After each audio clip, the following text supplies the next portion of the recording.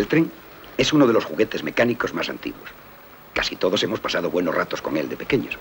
Y algunos, estoy seguro, de mayores. Bien, esto es un juego. Sin embargo, el ferrocarril de verdad no es un juego. Cada uno de sus componentes, las vías, las locomotoras, los sistemas de control, han ido evolucionando con arreglo a su tiempo. Solo una tecnología sofisticada puede permitir que los trenes actuales se desplacen a velocidades superiores a los 300 kilómetros por hora.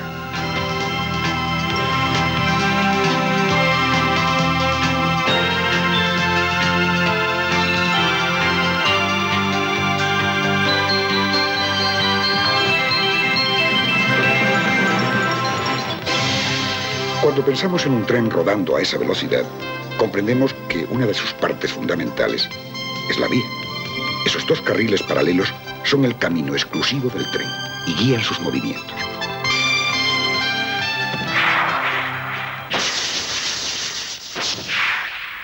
Los carriles son de acero y pesan alrededor de 60 kilos cada metro. Gracias a estas características pueden soportar las fuerzas que ejerce un tren de 600 toneladas a la velocidad de 300 kilómetros por hora.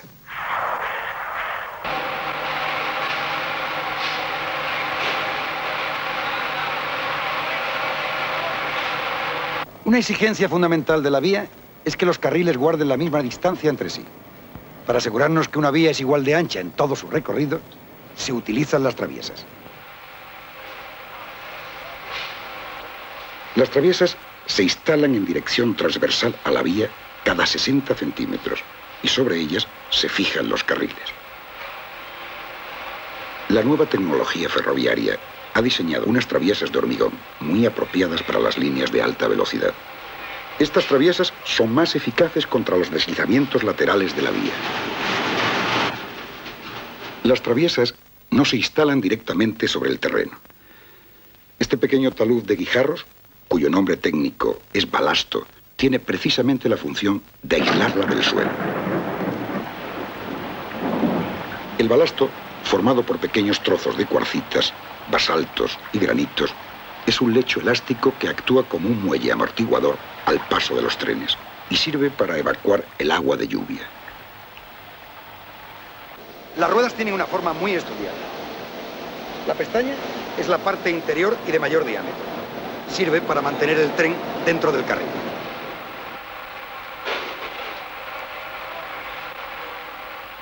La parte que apoya sobre el carril tiene un perfil troncocónico, es decir, de mayor diámetro en el interior que en el exterior. Este perfil hace que en las rectas la rueda tenga siempre tendencia a caer hacia el interior y a no salirse. Por muy recta que sea la vía, el tren se mueve siempre con un ligero efecto de zigzag.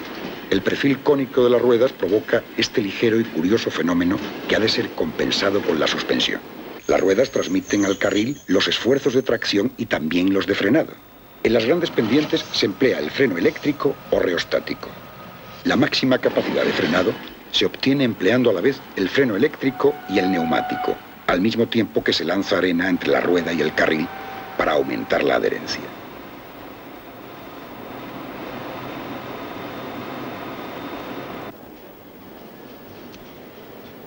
Uno de los problemas técnicos que debió resolver el ferrocarril desde sus orígenes fue la rigidez de movimiento a que lo sometía su propia naturaleza, ya que las ruedas de un tren siguen fielmente el trazado de los carriles.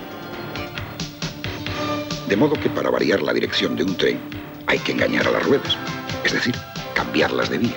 Los desvíos son aparatos que hacen posible este engaño. Su funcionamiento se basa en la movilidad de dos pequeños carriles, llamados agujas, que encauzan las ruedas hacia una u otra vía según su posición.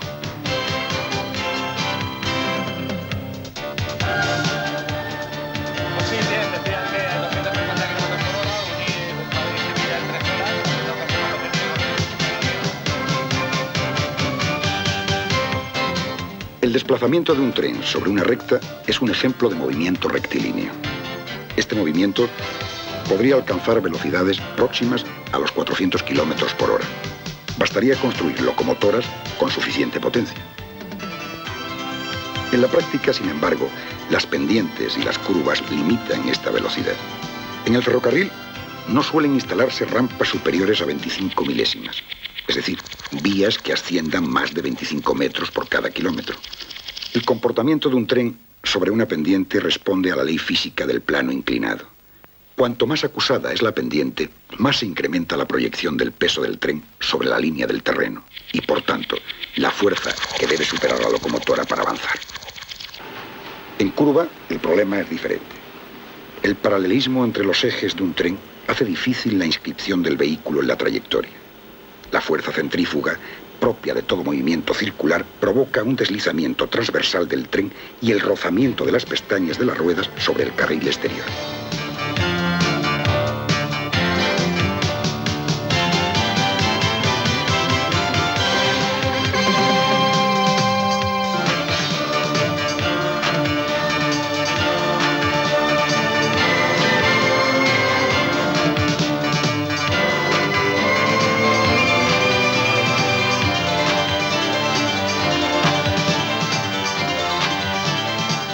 Los trenes que han superado la barrera de los 200 km por hora han resuelto estos problemas construyendo líneas con curvas de radio muy amplia. Al mismo tiempo, los elementos de estas líneas son más rígidos y estables y los trenes tienen mejor suspensión. El tren español Talgo tiene una suspensión pendular que le permite circular en curva un 25% más rápido que los trenes convencionales. En el talgo pendular, el plano de la suspensión está por encima del centro de gravedad del tren. Esta característica hace que la fuerza centrífuga incline la caja de los coches, reduciendo también las molestias para los pasajeros.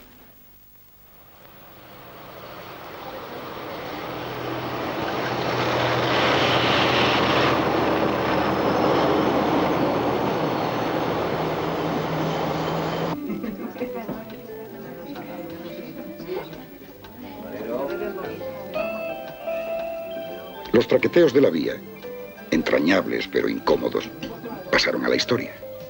Los trenes de hoy se deslizan con tanta suavidad que a veces olvidamos que estamos a bordo de un tren. ¿Qué hora es ya? ¿Me puede decir la hora, por favor?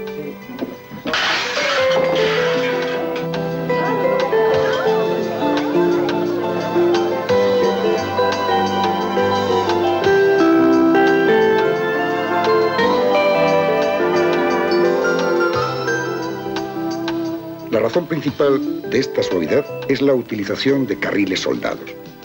Los carriles se fabrican en longitudes de hasta 200 metros. Después, cuando se instalan sobre las traviesas, estos enormes tramos se sueldan entre sí, formando barras ininterrumpidas de tantos kilómetros como se necesite. Por largos que sean estos tramos continuos de carril, y gracias a la sujeción elástica que los une a las traviesas, solo los últimos 100 metros de cada extremo se dilatan o se contraen con los cambios de temperatura. Para variaciones de 50 grados, valor normal en nuestro país entre el verano y el invierno, la dilatación es de 2,5 centímetros. Aunque pequeñas, estas variaciones son tenidas en cuenta en la instalación de una vía y se conjuran con aparatos de dilatación montados entre dos tramos de carril. Las líneas de ferrocarril se supervisan periódicamente con un laboratorio móvil. Los sofisticados aparatos de medición de este vehículo comprueban el perfil, la anchura y cualquier otro parámetro de la vía. Con su diagnóstico, los expertos elaboran el plan de mantenimiento y renovación de las líneas.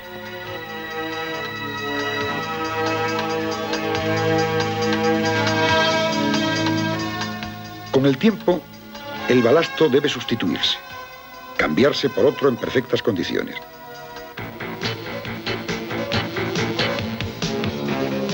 Esta renovación, que antes era un trabajo lento, se hace ahora con rapidez. Las máquinas de renovación de vía retiran el balasto viejo y colocan el nuevo en un proceso automático. El bateo bajo los carriles compacta el balasto y le da consistencia.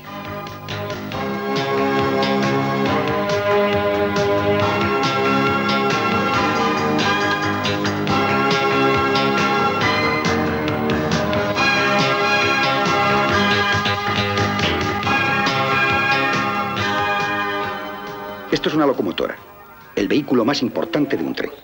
En su interior está ocurriendo algo interesante. La transformación de energía eléctrica a 3000 voltios en energía mecánica que permite a este convoy lanzarse a 160 kilómetros por hora.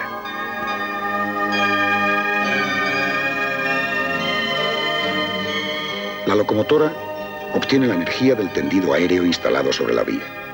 Este tendido, llamado catenaria, mantiene un cable de cobre a la tensión de 3000 voltios en corriente continua. El pantógrafo es el único elemento de la locomotora que toca la catenaria. Cuando está levantado, sus dos pletinas de cobre introducen la corriente en la máquina. Del pantógrafo, la corriente pasa a un interruptor general llamado disyuntor extrarrápido. Abierto, el disyuntor aísla toda la locomotora de la tensión de la línea. Cerrado, deja pasar la energía hasta los motores de tracción. Esto es un motor eléctrico de una locomotora. Estas bobinas de cobre son los electroimanes inductores y están fijados rígidamente a la carcasa del motor. Al conjunto se le llama estator. Este cilindro es el rotor, o parte móvil, también denominado inducido. La intensidad de la corriente alcanza el estator y produce un campo electromagnético cuyas líneas de fuerza atraviesan el rotor. El campo electromagnético creado por el estator actúa sobre esta corriente y obliga a girar al rotor.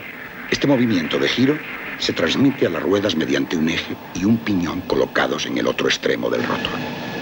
La velocidad de giro del motor la controla el maquinista de la locomotora, variando la tensión que alimenta el motor.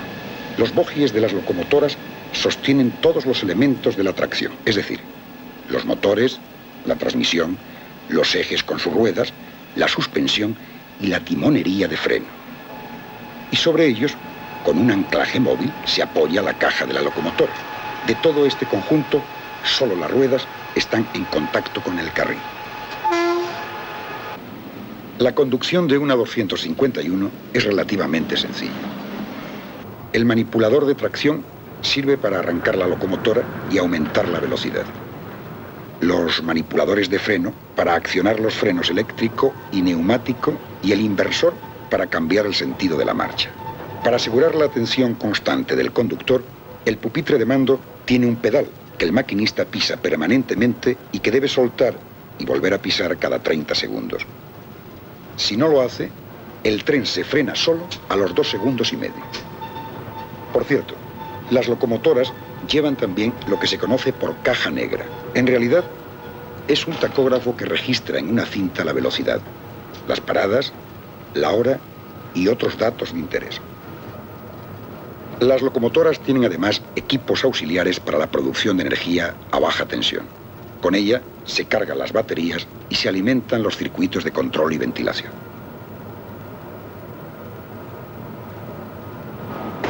Vale, Carlos, con los grupos auxiliares también, todos funcionan correctamente. Sí. Muchos cientos de trenes se cruzan, se siguen, incluso se adelantan cada día en una red ferroviaria moderna. El control eficaz de este enjambre de trenes en movimiento ha forzado el desarrollo de una tecnología típicamente ferroviaria.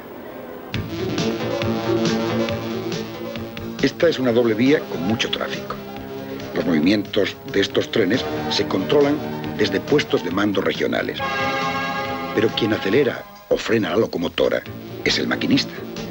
Para comunicarse con él y decirle lo que debe de hacer en cada momento, se utilizan las señales.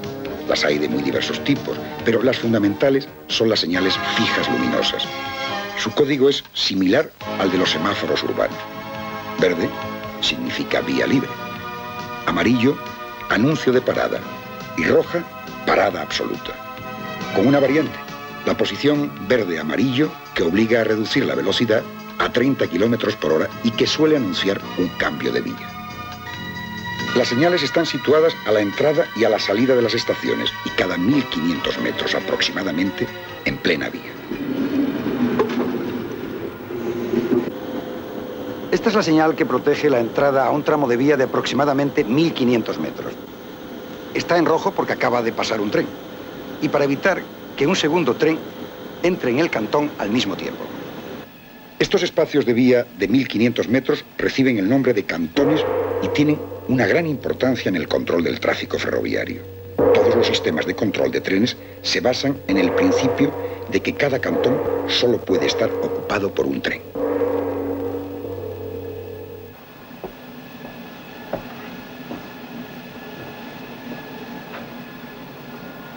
A veces, cuando viajamos en tren, nos quedamos parados algún tiempo en una estación sin saber por qué. Y sin embargo hay una razón. Estamos esperando un cruce. Es decir, que pase otro tren en sentido contrario al nuestro.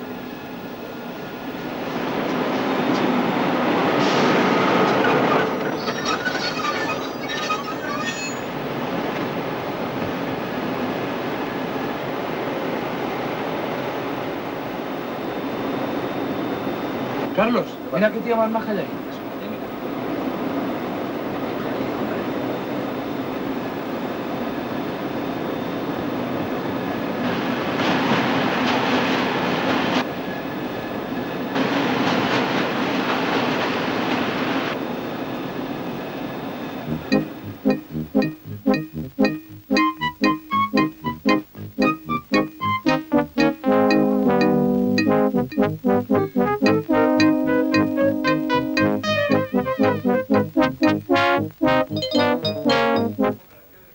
En los casos de vía única, los cruces y la circulación de trenes en general los dirige a distancia un operador especializado. El operador trabaja frente a una mesa de control en la que están representadas esquemáticamente las vías, incluidas las señales, los cambios, los pasos a nivel y la posición de los trenes que dependen de él. Siempre que un tren entra dentro de su radio de acción, el operador le establece un itinerario abriendo o cerrando las señales. Hay mesas que deben resolver los cruces de muchos trenes al mismo tiempo. En estos casos, el sistema está informatizado. Los trayectos y las señales están representados en monitores de televisión y el control se hace mediante programas de ordenador.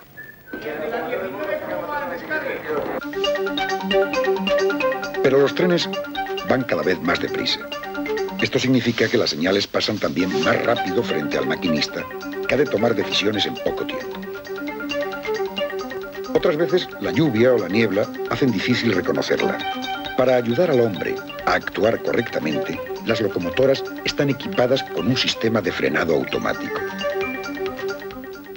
Este pequeño aparato llamado ASFA anticipa al conductor el color de la señal 300 metros antes de que llegue a ella.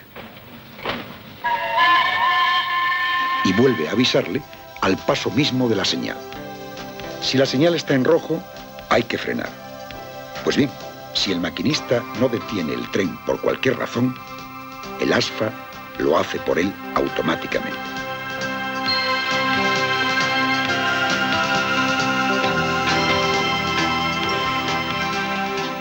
El teléfono nos permite que la comunicación entre el tren y los puestos de mando no se limite a un código visual.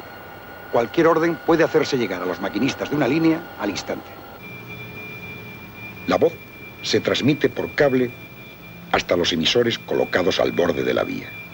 Los emisores convierten los impulsos eléctricos en ondas de radio que son captadas por las antenas de los trenes. Ningún accidente geográfico es obstáculo para esta comunicación, que se mantiene incluso dentro de los túneles.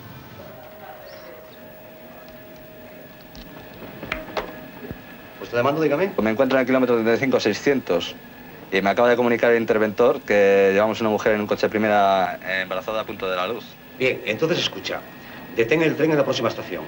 Sí, allí tendremos preparada una ambulancia y... Daré felicidades a la futura mamá.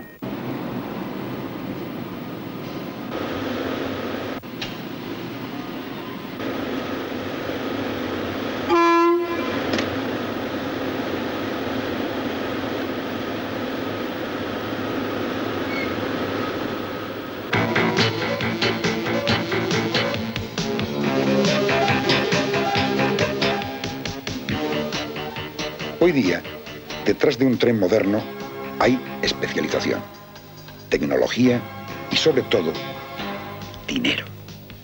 Mucho dinero. Solo algunos países europeos, Estados Unidos, Canadá y Japón, pueden permitirse un ferrocarril como el que acabáis de conocer.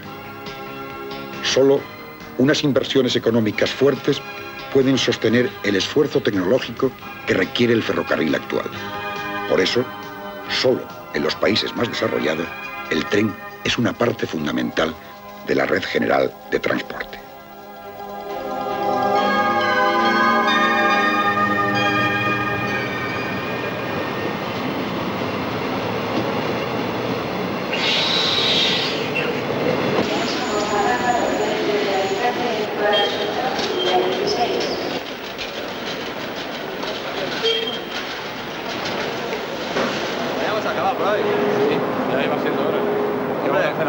Ahora, pues mira, vamos a desayunar, tranquilamente, y a entregar los boletines al auxiliar. Y de ahí para caseta. Bien. Los boletines comemos, así unas porritas, un cafecito con leche. El tren de hoy es más, mucho más que una humeante locomotora de vapor arrastrando unos vagones por la pradera americana. Y por supuesto, no es un juego.